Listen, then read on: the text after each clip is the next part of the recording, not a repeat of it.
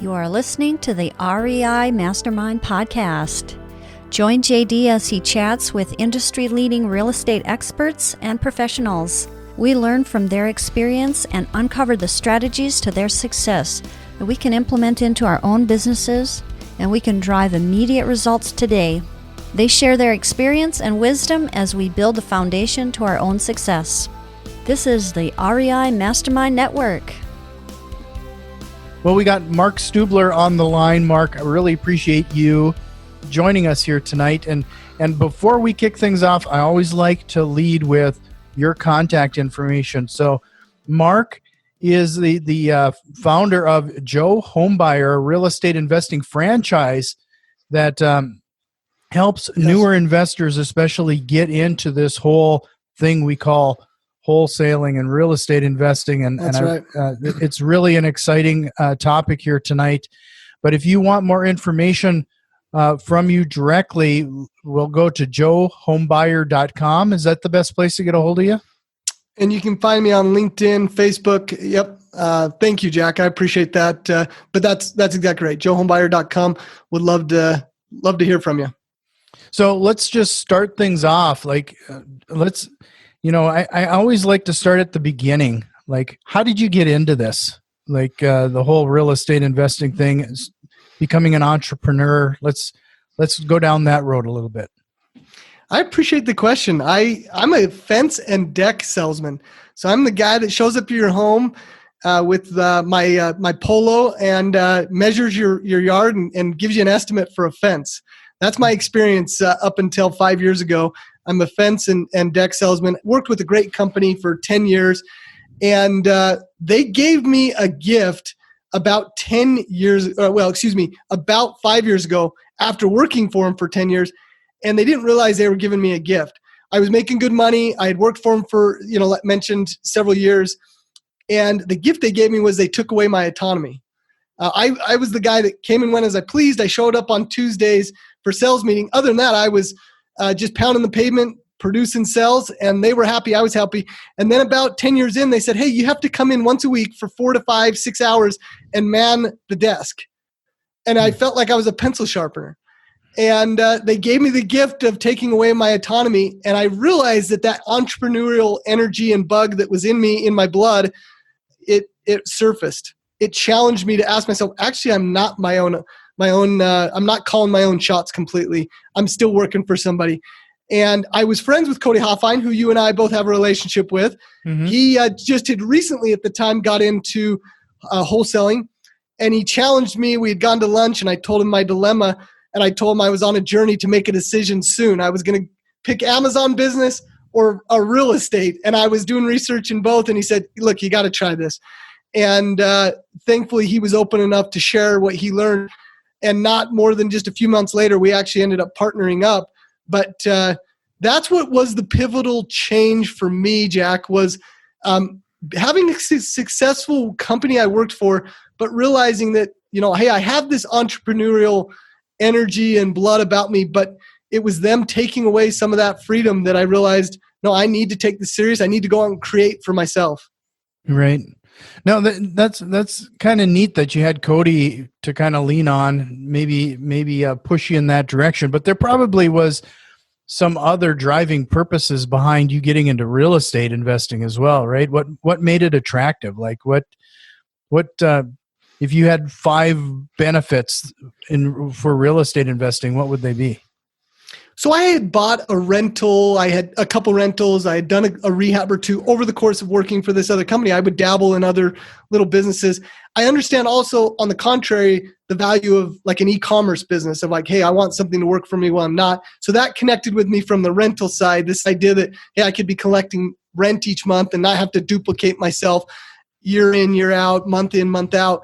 So that was one thing. The idea that I could create passive income through real estate. I understood that from that side of things. I'd done a rehab, and it was something that was interesting to me. And I had a lot of experience growing up with landscaping and things. And so I kind of liked the side of like enhancing a home and enjoying that. But then really that was the profits. I mean, if I'm calling a spade, mm-hmm. margins in real estate are attractive. You can do some pretty special things very quickly in short order with the right direction in real estate. The margins are a special thing. And so I took what I knew, the experience I had, coupled with the opportunity and the margins, the profit opportunities in real estate. I said, this is where I'm going to start my journey. Yeah, no, I mean, that's got to be the driving reason, right? I mean, for most people, let's just be blunt about it. I mean, it's all about the money.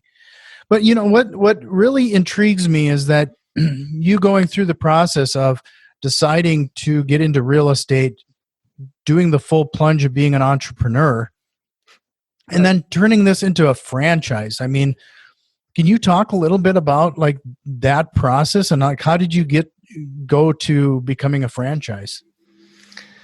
Well, look, I got mentoring right off the bat, both with my business partner, Cody, who had been in it a few months longer than me.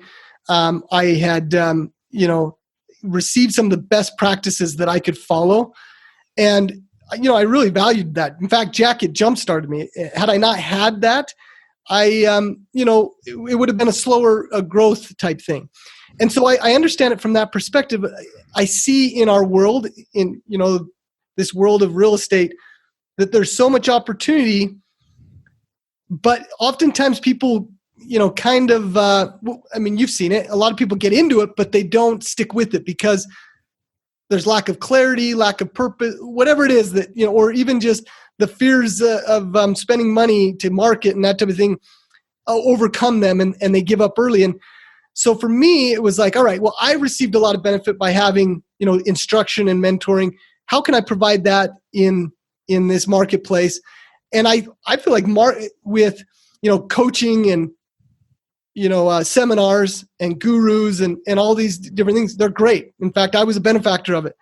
But what about the ongoing scaling, the ongoing implementation? Who's there when you have, a hiccup at the closing table, midnight hour?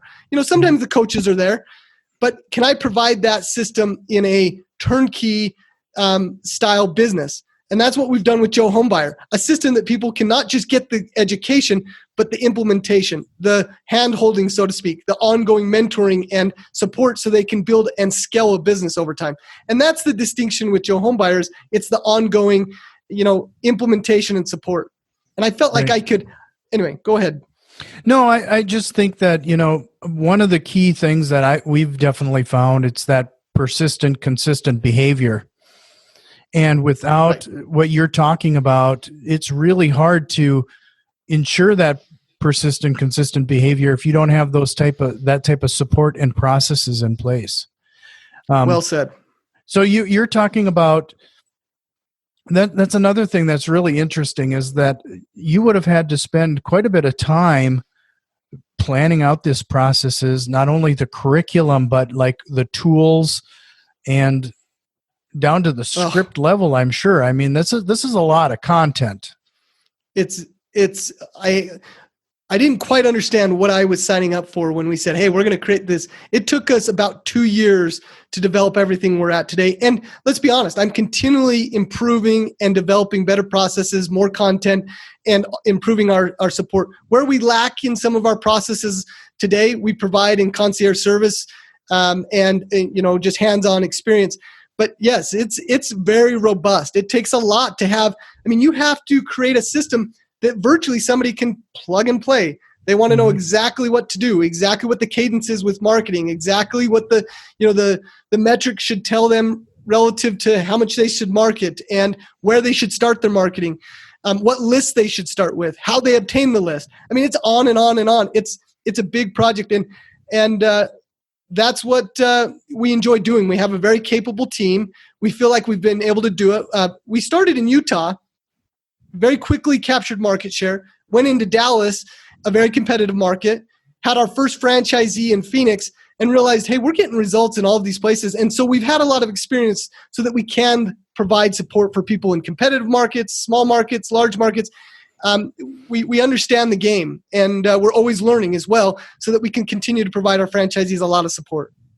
Yeah, I mean, this is really kind of an interesting thing. Like, so when you provide, like, somebody signs up for your franchise, can you talk a little bit? Let's broaden it out a little bit. What does all that encompass? Like, we've been talking about everything from 24-hour support to, I'm sure that there's, knowing Cody, I'm sure that there's some mindset Right. stuff in there.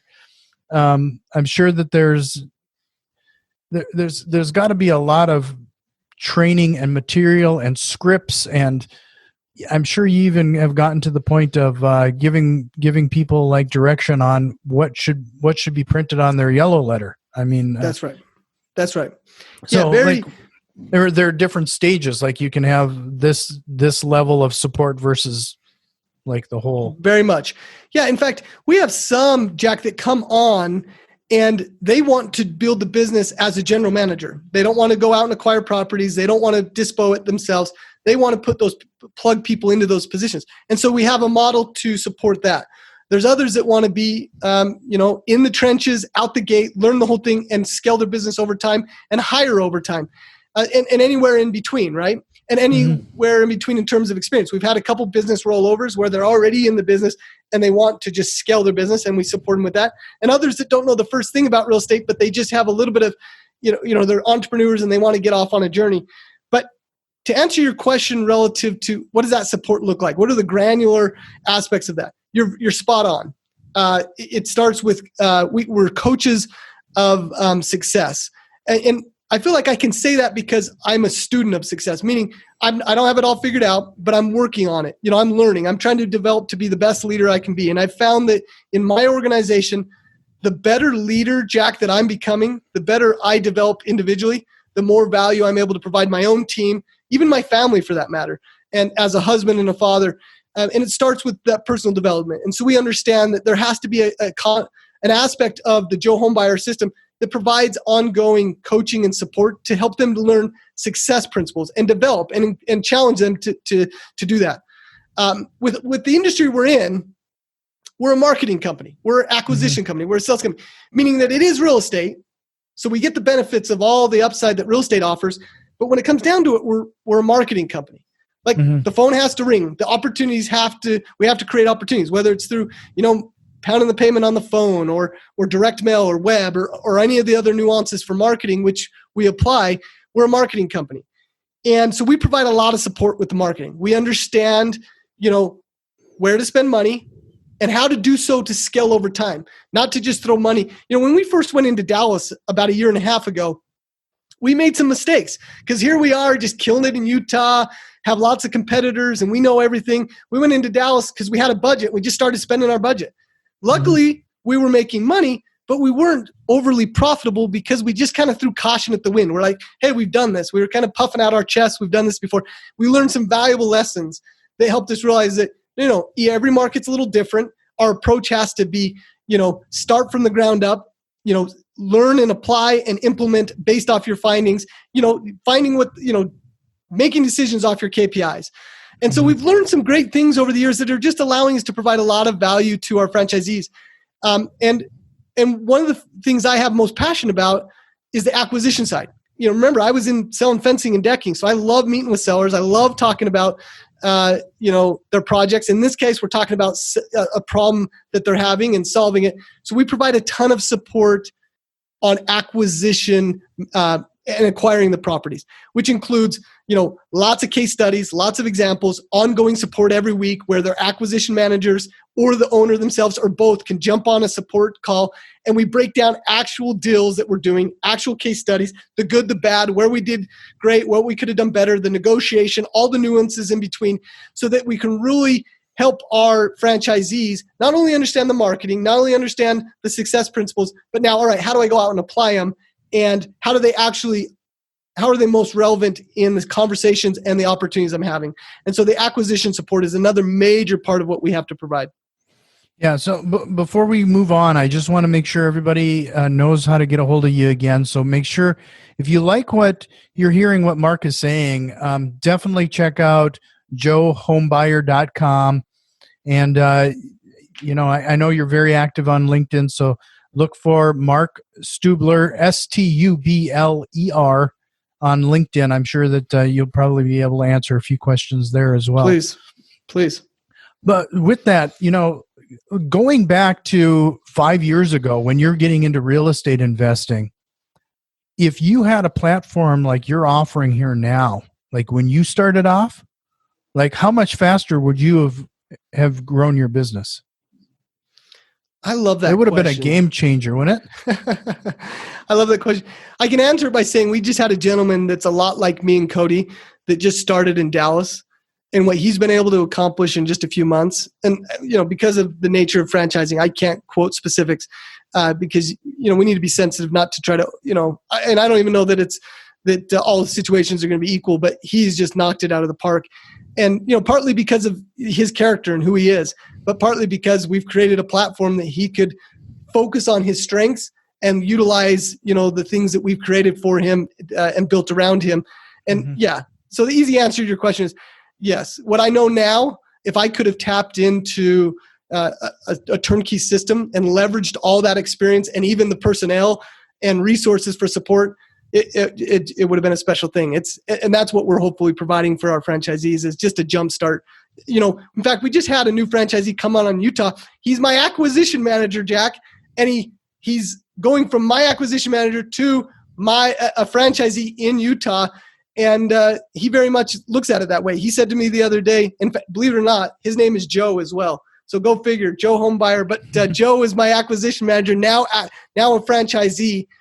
And he said that. He says, look, I know what to do now, but why would I go do it on my own when you guys have 5 years head start on me? I'm just going to tap into your system and go out and take over the world with it. And so that's the goal, is to create a platform where you can not only leverage our experience, but leverage our team to just go out and worry about the things that are most important. And that's making money.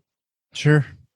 So, you brought up a bunch of stuff here to unpack, but one of the things that I think is something that I keep pushing is the whole concept of you can either put in the 10,000 hours, become proficient at this yourself, or and I don't mean becoming an expert. I mean, there's like 10,000 hours behind putting this franchise and all this material and all of this other stuff, all the man hours associated with this.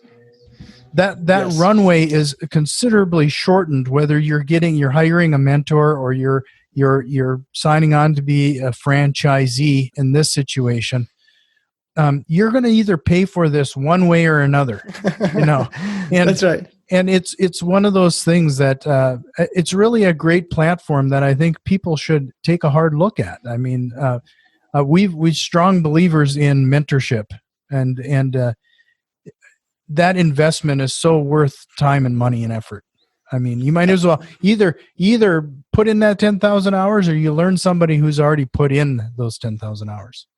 That's exactly right. And if you take it to a monetary perspective, I mean, well said. If I could only add the monetary side, you're either going to pay in terms of time and lots of time, and certainly there's cost associated with that, or you're going to be buying into an opportunity that saves you all those funds and you're not investing the same amount of time. But either way, you're going to be investing time and money, but can you cut out a hefty percentage of that by tapping into something that's already created for you? Sure. So, one of the things that when they sent me information about Joe Homebuyer, one of the things that stood out to me that I wanted to make sure I asked you about is the collaboration style of sales and stuff that you promote. Can you talk a little bit about that regarding the whole collaboration approach to sales? Yeah, certainly. In fact, I appreciate the question, Jack. And for me, I don't know that I'm the most polished sales guy or that there's lots of systems out there. In fact, one of them that we all adopt in our industry that's pretty popular is Never Split the Difference by Chris Voss. Oh, love that book. Incredible book. And I'm sure you've talked about it on your podcast before. And there's those on the listeners, if you haven't read it or listened to it or both, just incredible takeaways from that. So we very much use these concepts. And there's others that, over the years in sales that I've been in different programs or received training. And I like the word collaborative in the sense that we really don't play a lot of games when we're negotiating. Yes, do we use the Chris Voss techniques of mirroring and labeling and those things that he teaches that allow you to get into a deeper level of a negotiation with the prospective seller. And so there is a lot of that. But this idea of collaborative is, at the end of the day, our mission at Joe Homebuyer is improving lives by by providing creative real estate solutions. So it's this idea of, am I providing real value to them? Am I improving their life? And at the end of the day, I'm convinced, and it goes back to this Go-Giver, if you haven't read that book, this Go-Giver mindset, that I'm convinced that if I'm genuinely interested in providing them true value and, spending a lot of my time and energy being collaborative, right? What do you need? Doing a real needs audit. What is it that is really going to benefit them? What is it going to help them to move on to plan B and actually improve their lives? What are those creative solutions I can come up with to provide that value? And that's what I mean by collaborative sales. What is it that I think that helps me stand out from my competition? The fact that I'm genuinely interested in finding a solution. I'm collaborative in my effort to just ask quality questions and really build a solution around their needs. I'm just convinced that that's the right way to do business, and it's the right way to offer what we're offering. We all know that there's, some fuzzy ways to do business in real estate. You can cut corners, you can be dishonest, you can misrepresent. We're not about that, nor do I think a lot of people are. But we're also not heavy on gimmicky type sales, pulling away type thing. And some of you are going to cringe that have lots of business experience.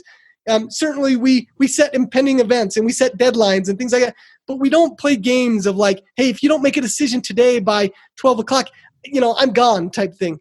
But we say, hey, look, there's an urgency here. I've got to allocate funds. I've got to make decisions. But at the end of the day, I know that I've invested a ton of time with Mr. Seller, that he needs this, that, and the other, and I can provide that if we can come up with a solution. And I'm mindful of ways that I can provide real value to the seller. And that's just our belief system, core value, and our mission, again, improving lives by delivering creative real estate solutions. I feel like you can win more than you don't just by having the mindset of, how can I provide these people real value, real creative solutions? And it just seems to yield the results that our ambitions desire, to just make lots of money in real estate, and all along the way, you're providing a ton of value. Yeah. No, I don't want to put you on the spot. So if you don't have one in the holster, I understand. But could you give us an example of like one of these creative offers that you might have maybe? Absolutely. Yeah. So I'll break it down a little bit for you. So I had a family that wanted to put an agreement together, felt good about the price, felt good about everything. They lived out of state, and so this was all over the phone. And coming down to the details, we agreed on a price. We looked through the DocuSign. We're going through the details. They verbally agreed to everything. And here we are, click, send, like it's done. And they go, Mark, this looks great. I can't think of a worry in the world. We're just going to review it with our attorney tomorrow. And I'm like, well, help me understand. We've agreed on price. We've agreed on, all the details. What can I do to, just ask you to keep your commitment and proceed tonight? And they wanted to drag their feet. They're like, well, we just, want to sleep on it, talk with, our attorney type thing. And I challenged them. I said, well, let me ask you this. If I were able to get a little uncomfortable and provide something of additional value to you, and I don't know what that is, Mr. Seller, but I was able to provide additional value. Is it something that we could, proceed with tonight? If you just felt like, this is a no-brainer. Mark was willing to pay the price. We were able to have the time in the home that we need. We're able to have the different things that we need. Is there something that would sweeten the deal for you to make it better? Well, Mark, we've got that Hummer. We've got that Hummer sitting in the garage that I need shipped out to North Dakota. If you would, we don't know how we're going to get that back. If you could get that out to us, I think we could feel comfortable putting this together today. So I'm like, all right, well, if I commit to that, you're willing to sign the agreement right now, right here on the phone type thing. And so they agreed to it. And the only stipulation I put on the addendum was, okay, well, as long as it doesn't exceed $2,500, I'll ship your Hummer to you. It ended up being $1,800 or something. Now, that was not meaningful to most people, but to them, getting that Hummer, it had a lot of history. He had driven it from North America to south tip of South America. He'd seen thousands and thousands of miles, lots of history. Mm-hmm. It was important to him. More commonly, it's really finding out that people need cash before closing and need time in their home after they close, a dumpster, or obviously just to leave things in their home. And people think, well, yeah, that's pretty common in our space. And it is. But are we building a plan around that actually helps them see plan B, relieve them of some of those stresses. And, we just try to find a creative. In fact, every week in our team meeting, we get together as a team. And one of the sections of our agenda is seller stories. What have we done for sellers that we can share that meets our mission of providing creative real estate solutions? And every week it's a different story. Hey, we met with such and such seller. We were able to do this for them. That's what we're about. And so it's just creative ways. I mean, shipping a Hummer to North Dakota might be the most random of all of them, but they're all unique and they're all different. Obviously, helping people relocate, taking them to Chick-fil-A for the first time. We've done it all, my friend. And I didn't mean to put a plug in for our friends at Chick-fil-A, but we had a seller that had never been to Chick-fil-A and it came up. And so he hopped on our car, and that was just one way we were able to connect with them is provide our seller Chick-fil-A. So we just try to get engaged in their lives. No, I mean, that's a great example. I'll throw one out at you too. We had one where there was a family that the father had passed away and there were quite a few antiques in the house.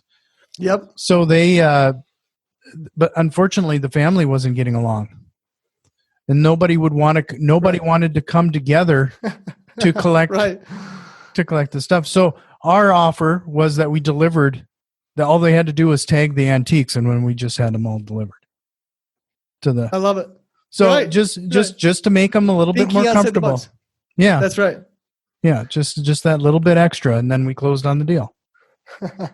I feel your pain. We had a lady that wouldn't close because she didn't know what to do with the upright piano, and until she could wrap her mind around the solution. So it's fun. We're in such a special industry where we can provide people so much value, and sometimes it's just that extra question. It's that extra sensitivity to ways you can provide value, and it opens up a lot of doors. So, well, we've been chatting for a good half hour here already. And I really value your time, and I know it's a Friday night, but was there anything else that I should have asked you here yet tonight? I love the question, and I started a little bit into this direction. The one thing I like to share with people is wherever you're at on your journey, wherever, you're already doing something for yourself by listening to this podcast, and you've got a great resource in Jack and as both content, but somebody that I know genuinely cares about providing value. So you're already doing, as I speak to the listeners, you're already doing things to help your future. Real estate's a special market. You've chosen well in that regard. The add-on to that would be challenge yourself to become a better leader. And a leader is a different thing for everybody else, but develop, who you are as a husband, as a father, as a business partner, as a employee. And you think, well, why would I invest into being a better employee? Well, you're being a better employee because you're providing people more value, and the more value you provide, the more opportunities open up. And I just adopted this idea, reiterate it, that the better leader you become, the more opportunities. And grateful that I've learned that principle. I'm still on a journey to develop that. We've been able to attract just incredible talent at our organizations because of, I believe in part at least, because of who I'm trying to become, who my business partner is trying to become, what we're trying to accomplish. And it starts with just that personal journey of maximizing our potential. And so just an invitation challenge. Thank you, Jack, for creating a platform for me to share that, and also caring to share that message and ask that question for your listeners. And challenge, that's the journey that we should all be on, is developing ourselves in that way. So, well, you kind of took the wind out of my sails. And in the end, at the end of the episode, I usually summarize like some highlights of the episode. I think I'm going to leave it where you just left it. I mean, that your ending is like absolutely perfect. Oh, thank you. And I really appreciate your time. Again, look for Mark at his website, joehomebuyer.com. You can reach out to him there. And is there any other preferred methods of getting hold of you or your team? I'm sure, being a franchise,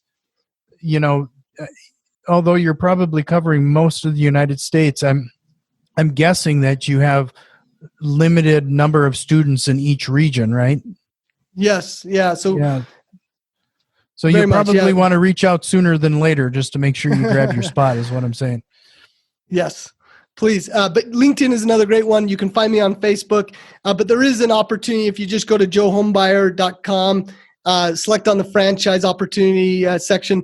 Would love to hear from you. You can fill out a form, and obviously would love to have a one-on-one conversation with you if you find value in our offering. And even if you don't, we can get you steered in the right direction, and would love to chat with you. Right. No, I appreciate it, Mark. I hope we can chat again sometime. Good man. Likewise. Thank you, Jack. Thank you. This has been the REI Mastermind Network. You can already tell that we've made some changes, and a few more are on the way. If you are interested in what we have planned, head over to patreon.com/REI Mastermind and support the show today. Financial contributions are always appreciated, along with a like, share, and review. It really helps us grow and reach more people with this valuable information. See you next time, and tell a friend.